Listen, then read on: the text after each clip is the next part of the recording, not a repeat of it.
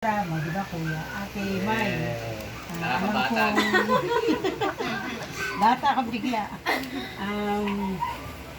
Natutuwa ako sa inyo dahil una, pamangkin ko kayo, di ba?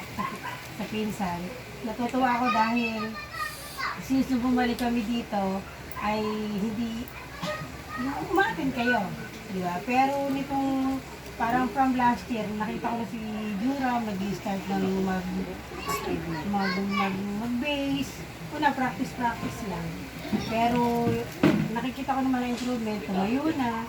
I pray na yung more yung pinibigay sa inyo sa pag-base. Pag na-master mo na yon, so lipat ka naman sa iba. Kung ano yung pwede. Huwag ka lang pumoko sa iba.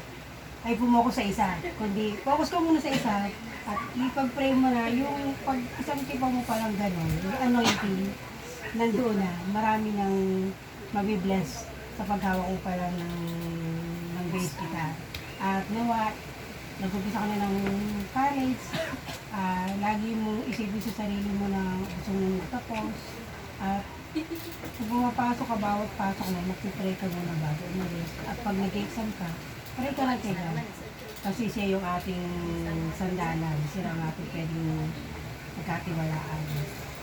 At yung pagmumotor mo, ingat ka rin sa mga biyahe, sa mga lakad mo. At alam kong may girlfriend ka na rin, so wala mo sa mag-boyfriend, mag-girlfriend dahil dumarating naman talaga yon. So, iwas lang sa mga hindi magagandang gawin. Kumbaga, yung hindi pa dapat nangyari, huwag muna. Ganyan. So, kahit naman kayo tutulan, nagagalit lang kayo. Kaya kung daw magulang, pinagbibigyan na kayo para lang umano. Siyempre, sa magulang, ayaw pa ng minsan nahihirapan din. Ganun din na yun. Nawa, umaba pang yung buhay. Patuloy na marami pang birthday. At patuloy na maging pagpapala nga kayo sa pamilya at sa banda. At ganun din kay Maymay. Nawain, hinto ka sa iyong pag-dance. Nawa, ito na yung mag-start ka uli. At pag-pray mo na yung anointing sa iyo, na lagi kang gabayat patulayan ni God sa iyong pag-aaral. Lalo na high school. Ang high school sabi nga sa akin ko ba, parang ngayon ka palang tumatapak sa lupa. Yun palang yung totoong pag-aaral. Diba? Laki ng pagkakaiba ng grabe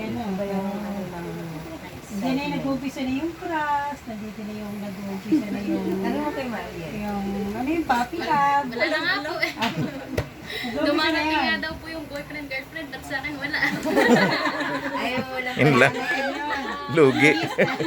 Lubigas, College niya daw po siya, hanggang crush lang daw siya.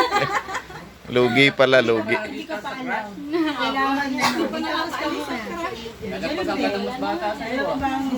Ang pag-aaral naman kahit hindi ka marunong, pero may tiyaga ka, makakatapos ka.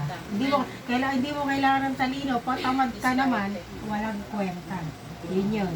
So, mag-aaral ka mabuti dahil ang mga babae ngayon, kailangan mag-aaral. Hindi na yung kumuha ng panahon ng araw na okay lang yung lalaki, babae sa bahay mo. Pero ngayon, hindi na. Ang labanan ngayon, iba na ang, iba na ang mundo natin ngayon. Kailangan ng babae, marunong na rin, nagkapag-aral, at hindi rin kayang hamakin ng kahit sino. At dalangin ko rin na patuloy ka mag-lingkot ko. Dahil the more you serve to God, the more na mabibian yung buhay ng mga bata. So, nawa kayong dalawa, magkapatid, hindi kayo nag-aaway, magkapatid. O bakit di kayo nag-ano? Bakit? Hindi, ito yung mga mukha nila. Parang may nagkismis daw sa iyo eh. Ha? Kaya hindi ko alam. Pero may magkapatid, magkasunod, di ba? Kami ni Tito Hindi magkasunod.